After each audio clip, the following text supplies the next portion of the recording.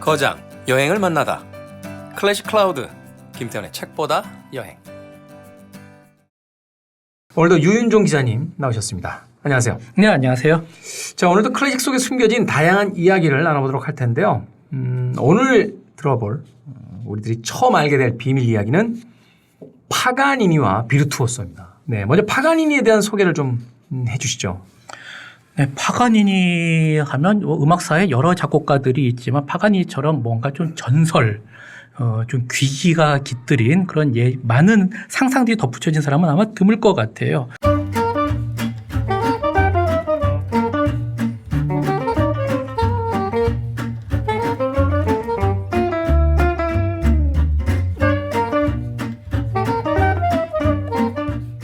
뮤지션이라고 불릴 수도 있습니다만 일종의 퍼포머 같은. 그렇죠. 네, 음악이 어떤 볼거리로 되는데 큰 기여를 한 사람입니다. 기여라면. 17살부터 사람들이 그의 연주에다 홀려가지고 이제 가는 곳마다 이제 그야말로 서커스에 몰리듯이 사람들이 몰리죠. 그런데 이때만은 해도 사람들은 이름 부가 주어지면 많이 실패하지 않습니까? 네. 방탕과 도박에 빠져서 바이올린도 이제 뺏기는 일도 벌어지고요. 뮤지션이 악기를 팔았다는 건 소위 이야기해서 이제 막장까지 갔다는 네. 이야기인데요. 그런데 그 막장까지 가도 소생할 자신이 있는 탤런트를 가진 사람들은 흔히 빠지기 쉬운 그런 경로죠. 네. 근데 이 사람은 이미 생전에 악마와 결탁했다라는 소문이 그렇게 많이 돌았습니다. 그렇지 않다면 상상할 수 없는 기교를 펼쳤으니까요. 결국 다시 성공을 거두고요. 이 사람을 만나고 신처럼 추앙한 사람으로는 나중에 이제 피아노의 귀신이 된 프란츠 리스트도 있어요. 네. 그러니까 귀신이 귀신의 새끼를 알아본다. 기교로 사람들을 제압하는 그런 전통을 만들고 아주 이른 나이에 1840년에 결핵으로 세상을 떠납니다. 많은 전설을 남긴 끝에. 제가 이제 파가니니를 사실은 관심을 갖게 됐던 것은 한 20년쯤 전에 동남아시아 쪽에서 이제 뮤지션이 한 명 등장했는데, 그러니까 일렉트릭 바이올린을 들고 바네사 메라고 하는 그 젊은 여성이었는데 그때 파격적으로 다뤘던 이 레파토리들이 거의 파가니니 레파토리들을 굉장히 많이 다뤘었어요.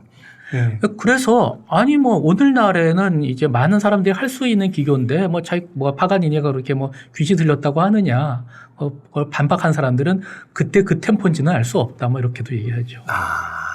18세기에 파가니니가 들렸던 그 템포였는지는 알 수 없다. 자, 그렇다면 이 파가니니의 그 음악에 대한 설명을 조금 해주시면서 넘어간다라면. 네, 사실 오늘의 주인공은 파가니니 자체는 아니고요. 우리가 잘 아는 한 선율을 저는 이 챕터의 주인공으로 삼으려고 했습니다. 네. 양말 신고 계시죠? 네, 양말은 신고 있죠. 빵꾸는 안 나.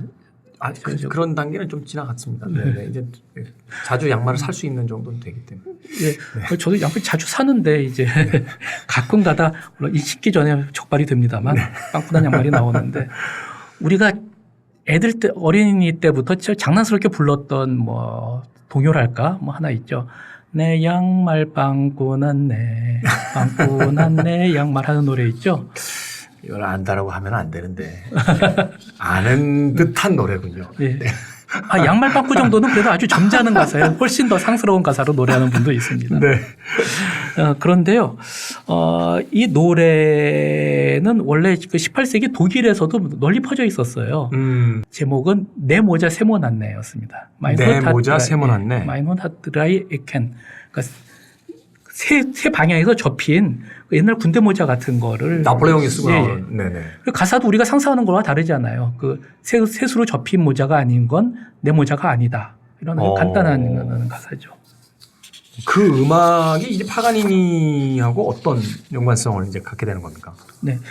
일단 쇼팽의 그 피아노 변주곡 중에 파가니니의 추억이라고 하는 곡이 있어요. 네. 그 곡의 주제를 들어보면 바로 이 선율이야. 솔라 솔파미파레 바로 이 선율인데요. 난 파가니를 오마주해서 이 곡을 썼다라는 쇼팽은 그야말로 파가니의 추억에 맞춰서 이 작품을 만든 거죠. 그런데 파가니니가 이 곡을 쓴 거는 이 선율이 들어가는 곡을 쓴 거는 맞습니다. 베네치아의 카니발이라고 하는 그 바이올린 변주곡을 파가니니가 썼죠. 네. 그런데 쇼팽이 알았는지 몰랐는지 몰라도 이게 파가니니의 오리지널은 아니었던 거죠.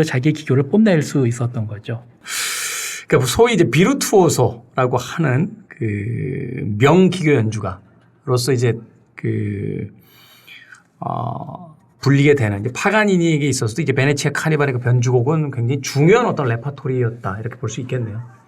네, 파가니니는 워낙 당대에 가장 뛰어난 비르투오소였고 바이올린 기교를 개척해 나갔고 파가니니 이전과 이후의 바이올린 악기는 완전히 기술이 다른 위상이 아주 달라진 그런 악기였죠. 사실 파가니니가 기교를 총동원한 음악은 이것뿐이 아니고요. 콩쿠르에서 우리가 가장 많이 들을 수 있는 것은 무반주 바이올린을 위한 카프리스 24곡이 있는데 이 중에서 가장 유명한 첫 번째 곡 따따라도 시라미 미솔파미 라라라도 시라미 미. 이 곡은 파가니니의 머릿속에서 나온 주제인데 이건 아까 소개해드린 베네치아의 카니발처럼 수백 곡으로 변주가 돼요. 뭐 TV사가 만든 올레드 TV 광고에도 우리가 칼라 물감이 쫙 뿌려지면서 바이올린으로 랄라라도 시라미 미스로파미 아주 쉽게 들을 수 있는 음악. 영화에서도 많이 차용됐던 것 같은데요. 그 재밌는 거는 왠지도 모르겠는데 이 선율은 흔히 미식과 동반돼요. 요리사들이 자 뿔라상때 뭐 건강을 위하여 그거 이제 자기 음식을 차려놓고 포도주 잔을 탁 내밀면서 흘러나오는 어떤 일종의 그 클리셰 같은 선율도 이 선율이고 아마 이탈리아적인 어떤 장인 정신의 표상으로서 이 선율이 잘 사용되는 것 같습니다. 재미있는 거는 중세 시대에 비르투오소라는 명칭이 있었는데 네. 그때는 음악가한테 부르는 게 아니었어요. 그럼 누구한테? 이 비르투오소라는 말이 이탈리아 말로 막 영화의 버추, 덕하고 관련된 거거든요. 그 재간이 있다. 맡기면 잘한다. 그런 의미에서 이제 비르투오소라고 했는데 중세 시대에는 포병 기술자 이제 몇 도를 쏘아 올리면은 저 멀리 있는 적진에 떨어지겠다. 이 계산을 잘하는 사람을 비르투오소라고 했답니다. 그 말하면 이제 포물선 계산을 잘하는. 네. 주로 거기 쓰는 재주 있는 사람이었는데 이게 나중에 이제 사람을 이제 없애는 비르투오에서 이제 귀로 사람을 즐겁게 하는 비르투오소로 이제 의미가 퍼져나가게 된 거죠. 당시에 이 비르투오소가 각광을 받게 된 어떤 분명한 이유가 있을 것 같아요. 파가니니 같은 스타일들이 내 열광하기 시작하는 말하자면 우리가 어떤 음악에서도 사조가 있고 새로운 테크닉이 등장하는 것은 그 전 시대에 대한 어떤 반감이라든지 혹은 지루함 혹은 세대 간의 어떤 그 이제 나눠짐 뭐 이런 것들을 통해서 그 새로운 것들을 이제 그 픽업하게 되고 그것에 열광하기 시작하는 이런 문화들이 생기잖아요. 말하자면 뭐 엘비스 프레슬리의 등장이 사실은 미국 사회의 가장 보수화된 이제 기성세대에 대한 반발이었던 것처럼 비르투오소의 시대가 시작되고 파가니니 같은 인물이 각광을 받았던 당대의 어떤 특별한 이유가 있을까요? 네, 사실 음악이란 게 그렇게 널리 쓰이는 누구한테나 효용이 주어지는 그런 대중적인 산물이 아니었죠. 아주 귀하게 조금씩 그 옛날 후춧가루처럼 넣어주던 귀한 산물이 이제 대중적이 된 건데 예를 들어서 이렇게 얘기하면은 비슷한 얘기가 될지 모르겠습니다. 하이든과 모차르트와 베토벤은 서로 알고 지낸 한 시대를 같이 살았던 사람들이죠. 네. 십수년 뭐 이런 차이로.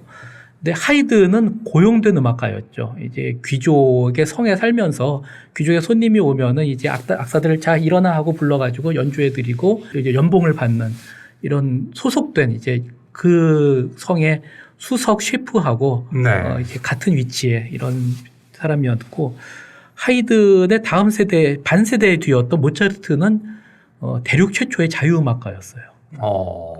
고용음악가 아니라 무슨 소린가 하면 자기 시내에 자기의 카사 창구를 만들고 해서 표를 인쇄해서 자 이거 10굴된 20굴된 좋은 자리 30굴된 이 표를 사시오. 내 콘서트를 채우시오. 그래서 그 표를 판 걸로 자기 수입을 삼았던 사람이죠. 그래서 잘 됐느냐. 뭐 이거는 뭐 잘 됐다는 해석도 있고 잘 못됐다는 해석도 있지만 일단 만년에 무슨 뭐 친구들한테 돈 꾸는 편지를 많이 남겨놓고 죽은 걸 보면 꼭 잘 되지는 않았던 것 같습니다. 네. 그리고 제3의 모델로 베토벤이 있죠. 베토벤은 양수겸장이었어요. 이제 귀족한테 큰 돈을 받으면서 자기 콘서트 돈도 이제 벌었는데 그런데 귀족과의 관계에는 하이든하고 달랐습니다. 하이든은 월급 주세요. 손을 벌리는 사람이었는데 베토벤은 네가 나를 숭배한다면 내게 돈을 내놔야 할지니라. 베토벤이 위에요. 자기가 위에요. 그러니까 내려다보는 사람이었습니다. 근데 베토벤은 음악이 가진 그 영혼의 힘으로 그 숭고함으로 사람들을 감화시켰는데 베토벤 이후의 음악가들이 다 숭고하겠습니까?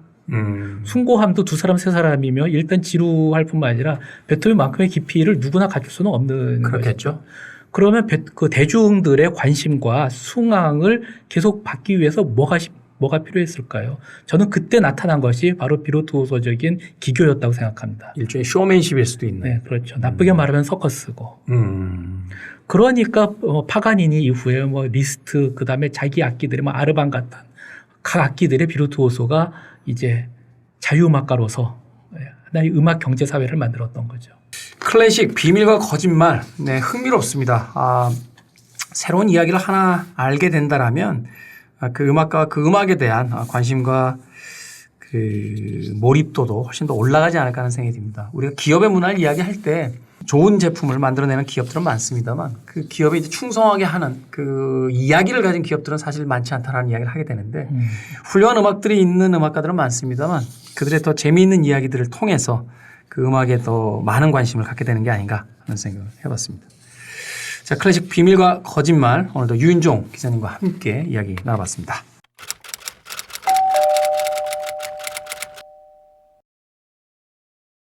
오늘 방송 어떠셨나요? 재밌게 들으셨다면 구독하기, 혼자 듣기 아까우시면 공유하기로 마음을 표현해주세요. 아르테 출판사 클래식 클라우드와 함께하는 김태훈의 책보다 여행은 여러분의 성원으로 계속됩니다.